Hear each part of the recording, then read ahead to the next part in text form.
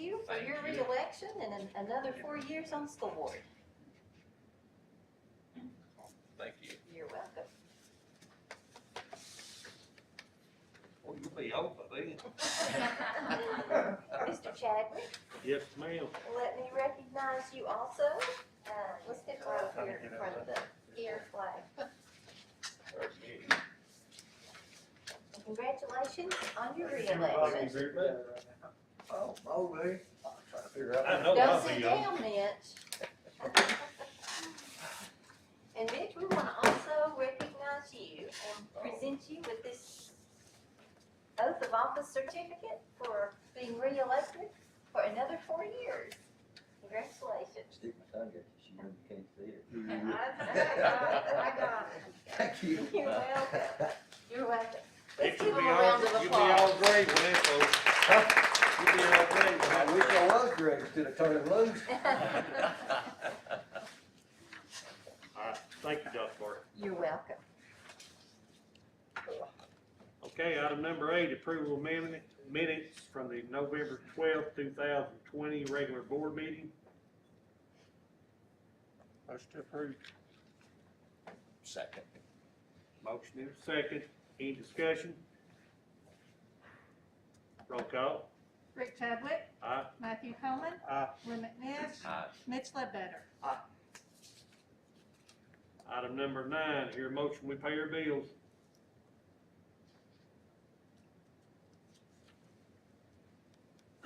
So moved. Second. Got a motion and a second on our bills. Any discussion? Roll call. Rick Chadwick, Aye. Matthew Coleman, Aye. Lynn McNish, Aye. Mitch Ledbetter. All right, let's go to new business. Item number 12, approval to award the bid for an LED sign at LCHS. Mr. Mike? Yep, y'all, Shelley should have got you all the information on those. And, all he's waiting on is us to give him the word to go ahead. Okay. So we're recommending United Signs be approved. And that price includes all of the installation and everything. Yeah, cause we had the electrical already there. So this will be a new digital sign for the high school, tremendous upgrade. This was also a part of our focus on improving communication, particularly in all realms, as we have done with our new website. And this is, again, a way of enhancing our communication with our parents and community. So we want to highlight good things that are going on at the high school as well as announcements as we go forward. When do they plan on, when would they start, if we approve it? As soon as we get in contact with the guy, he'll get everything Ready started whenever. designing it.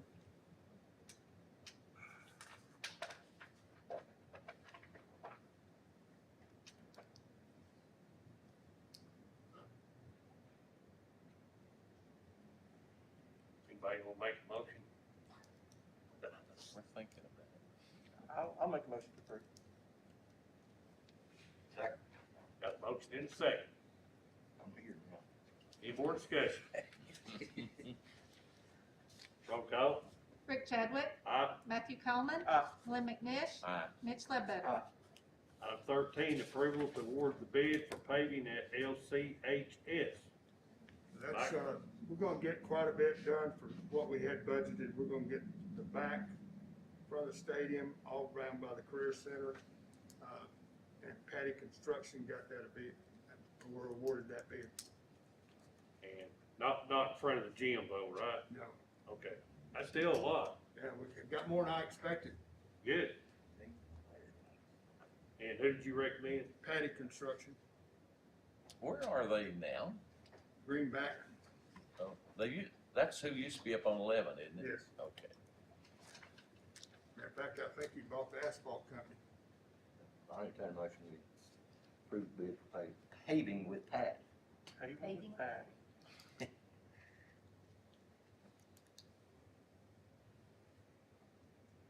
you second, Matthew?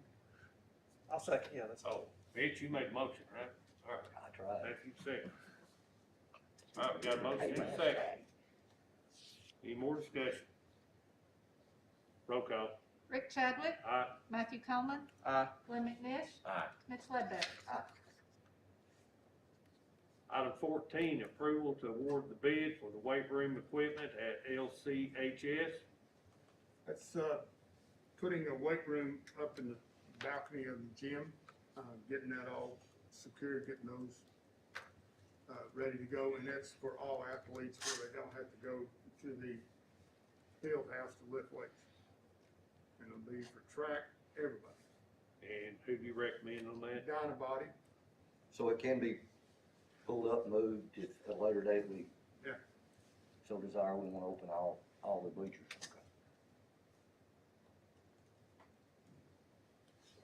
Do will the cheerleaders still have their yes, space up there? there'll be areas up there for both. Will it go at the far end? Like And when we're you come gonna, up, it would be the west end and Closest to the stadium, closest to the stadium. where it used to be years ago. Yeah, Yeah, at one time that was up there, and then they had baseball batting cages Yeah. and Oh, yeah. everything else up there. I make a motion we approve. Second. Got a motion and a second. Any more discussion? Roll call. Rick Chadwick, Aye. Matthew Coleman, Aye. Glenn McNish, Aye. Mitch Ledbetter. Item 15, approval of 2 additional teaching positions for the second semester. Dr. Barker? Yes, Board, I gave you some documentation there to back up my request. I had indicated to you earlier that our enrollment was such that we foresaw that we were going to need some additional positions during the second semester. And so I want to acknowledge that Ms. Jeannie Mallory is with us online. She's sitting right there in the chair next to Chip, even though Chip doesn't realize that. Technology's wonderful. So she has also created some documents for you to look at that gives you the projected cost for 2 teaching positions for second semester. And she has also included in the note there information for you that with our ADM, which is average daily membership, it has increased to the point that it is highly likely that we will generate enough BEP growth funding by the year end to cover these 2 positions, which is the way it's supposed to work.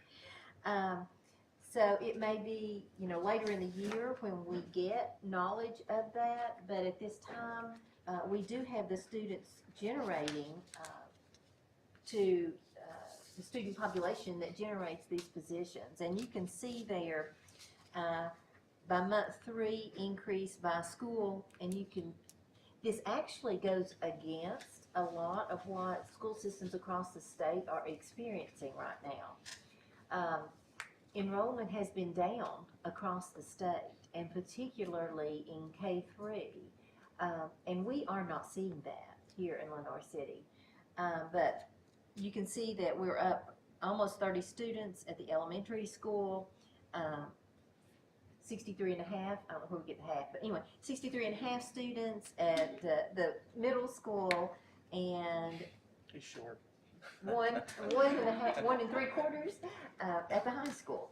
So you can see that our numbers are up, and so additional staffing will help us meet the need of making sure that our students have the student-teacher ratio that is best in our what is required in our classes. So that is my request. Do you have any questions? Where do you think you would deploy these teachers? Well, most definitely, and I'm going to keep looking down because they're all vying for it. But you can see there at the middle school. Everybody wants it. We have a Everybody cage match? wants We have a them. cage match for them? But right now, we have a dire need at the middle school.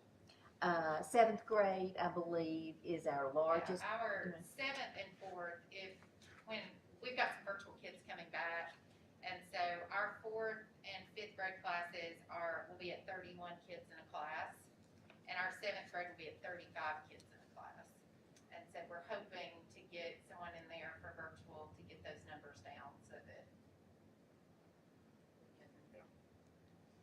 right now, there's no way we can social distance if we even wanted to. I mean, there's too many kids. So we really have grown,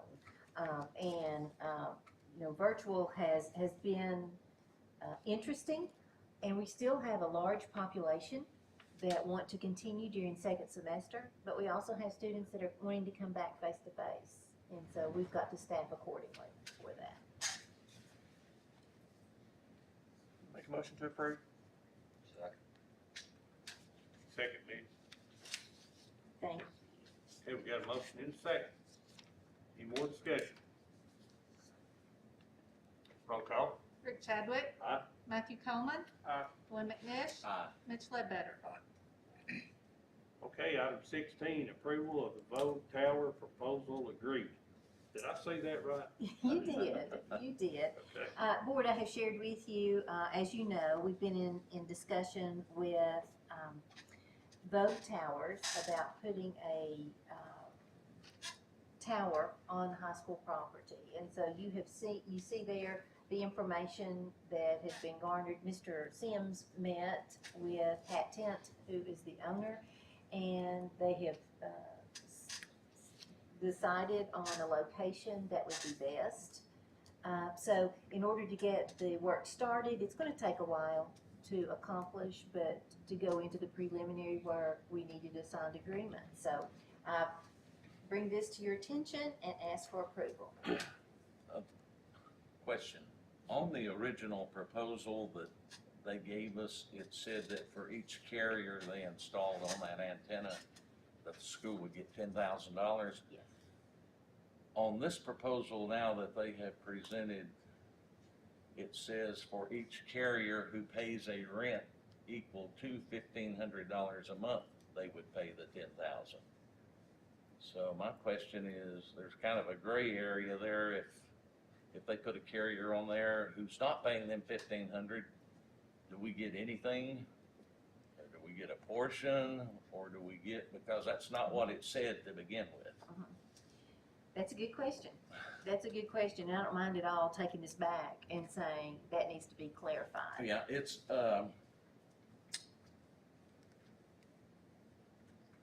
well, it's under item number 3, that's section C.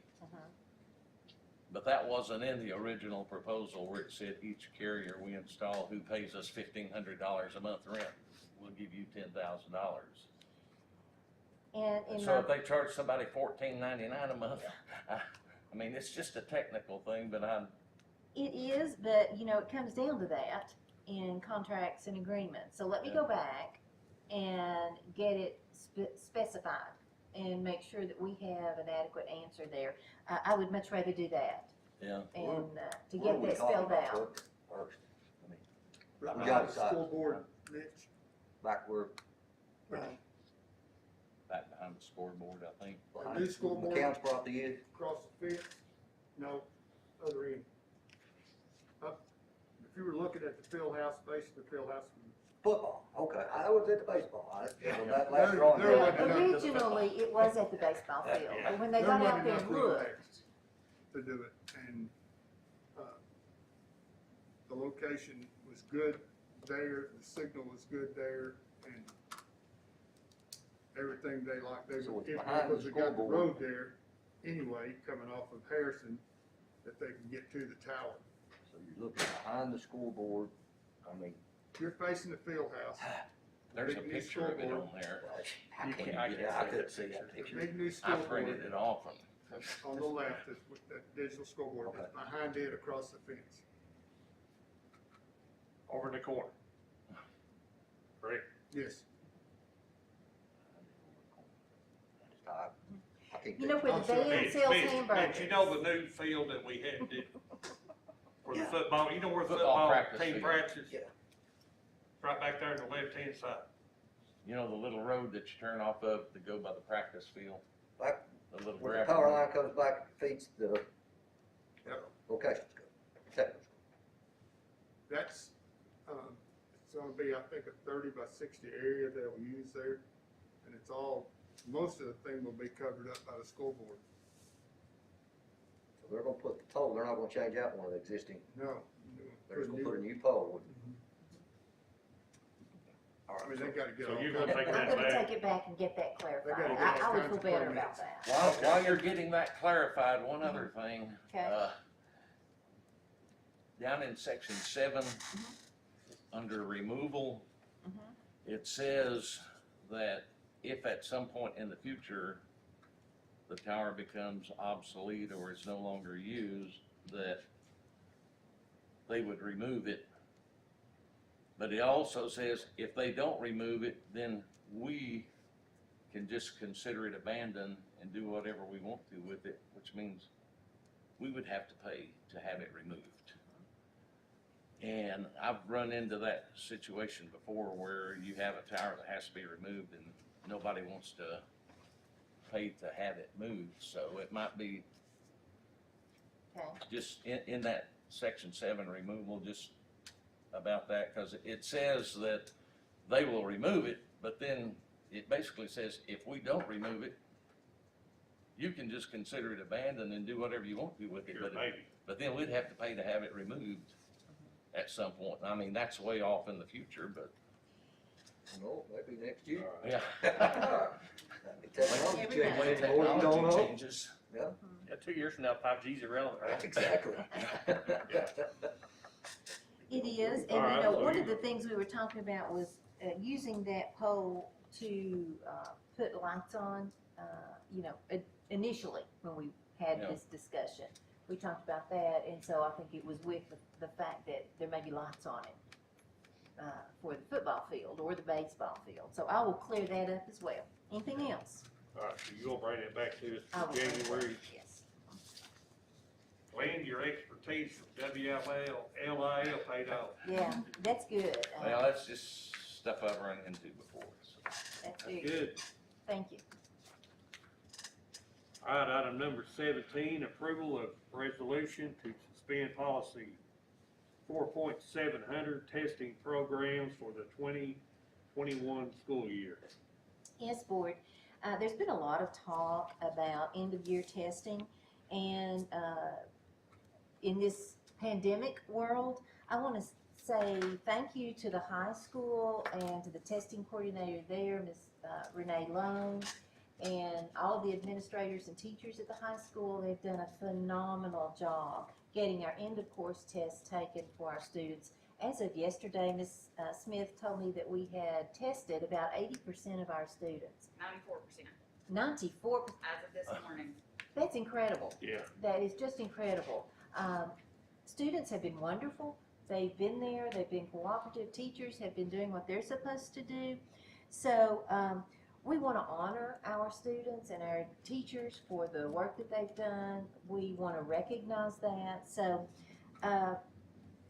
just our board policy follows state law and says that if we get the test back within 5 instructional days, then we will pursue putting a percentage of students' scores into their final grades. That's not going to happen this year. There's no way we can get scores back by next week. They just took them this week and they're all paper. So it really is a moot point. However, I think it is good for us to acknowledge through this resolution that we acknowledge that this is a different year. We are going to let our students have the benefit of any advantages that there may be in adding their scores to help them if they need that on their averages. But there's not really any physical way that we can adhere to this board policy based on the timing this year. So this resolution just simply says we're going to forgo that for this year.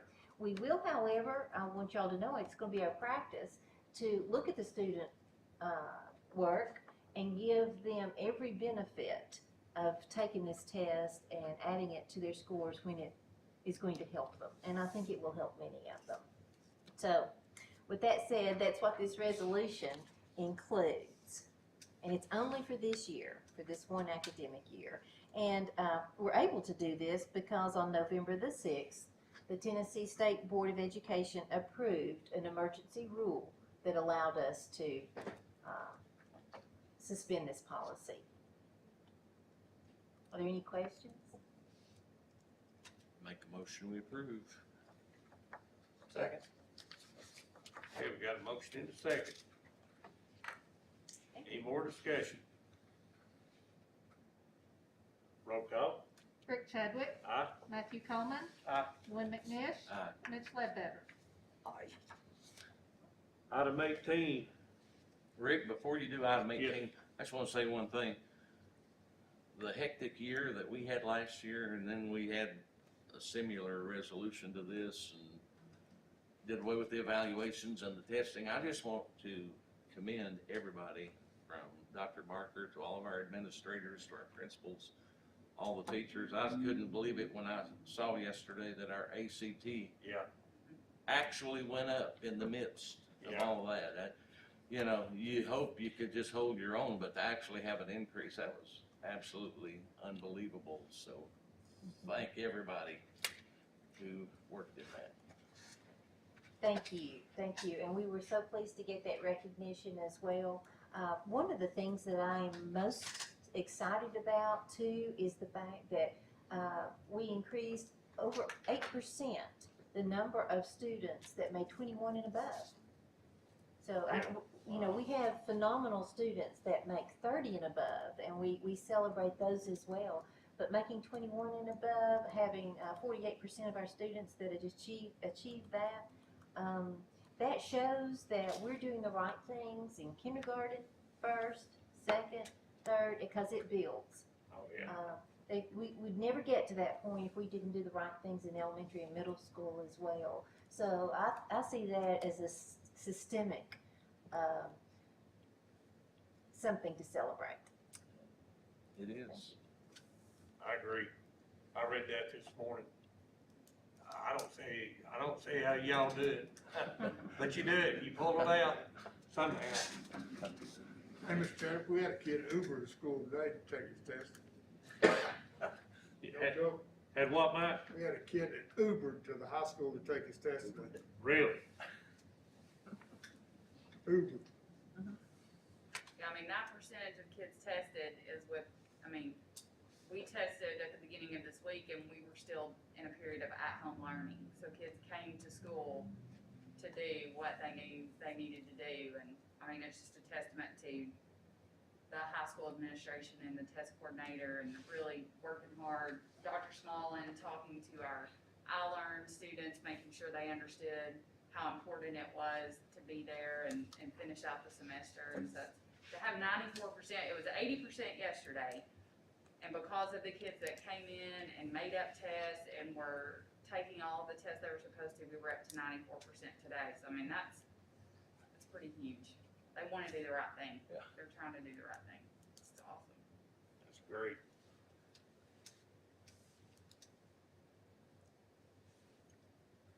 Okay, Did we vote on that? 17. okay, we're back to item 18. Okay. Discussion of budget timeline for fiscal year 2022. Yes, board, we're ready to get started. This is a little earlier than what we have normally done in the past, but we do believe that this is going to be a challenge, and every piece of information that we can get as early as possible is going to be helpful to us. So before she left, Ms. Jeannie Mallory prepared this budget timeline, and you can see that we'll start as soon as we get back from Christmas, getting our information out and going through our process, working with principals and supervisors, and then you will see that we will have some strategic discussions with you in March so that we can build to where we have a good working budget for our people. Jeannie also prepared for you some information on the FY22 budget projected revenue timeline, just so that you can be updated on when we receive our dollars and how we receive them. And you can see that it's throughout the school year with typically, most of our money come in second semester. So, that's just kind of a refresher and a reminder as we move into budget season for you all as board members and, our leaders to know where we get our money and how we get it and, what the forecast might look like. Okay, I've got a question for Jeannie. Can you hear me? Can you hear me, Jeannie? Yeah. How much money did we save this year on travel? I'm talking about the whole school system, cause nobody went hardly anywhere. I would have to pull those numbers together for you, Rick, and I'll do that as soon as I get back. We did save quite a bit on travel throughout all our budget categories, because, you know, the second half of the year, last year, no one could go anywhere, and we're saving money this year as well, because most of our, meetings and conferences have been held virtually.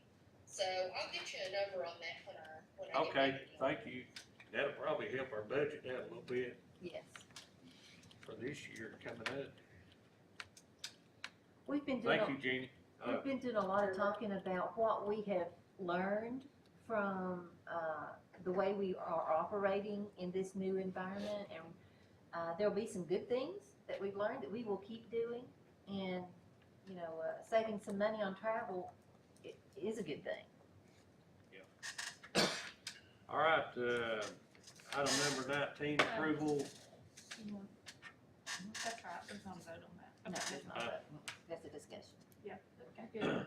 Approval to cancel the December workshop due to the winter break. I hear a motion, we cancel the workshop. So moved. Second. Got a motion and a second. Any discussion?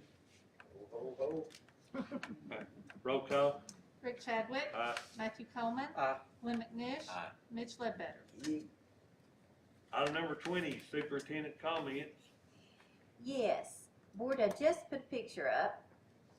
I want to say that this morning was one of the best mornings so far this year.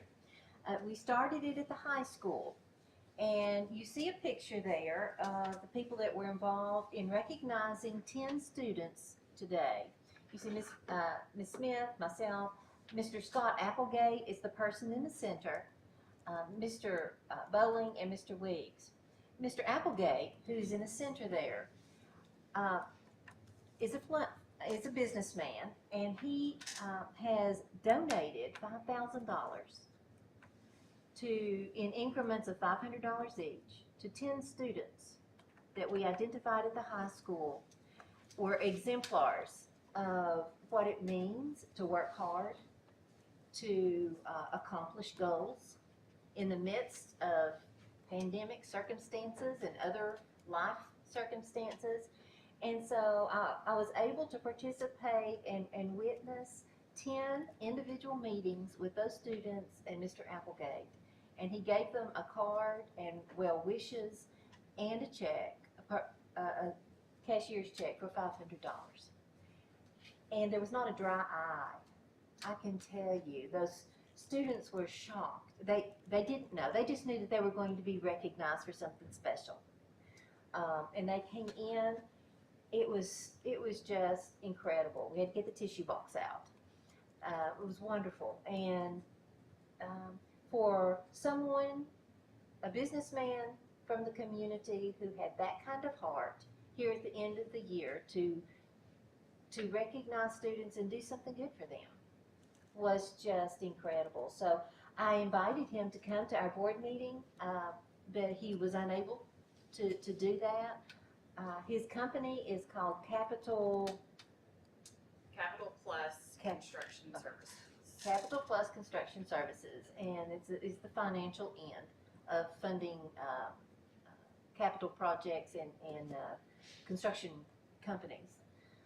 So I was just blown away by his generosity and the way our students were surprised and pleased and humbled by what he did for them. So he was unable to come, but I wanted you to see who he was. I wanted you to put a name and face together.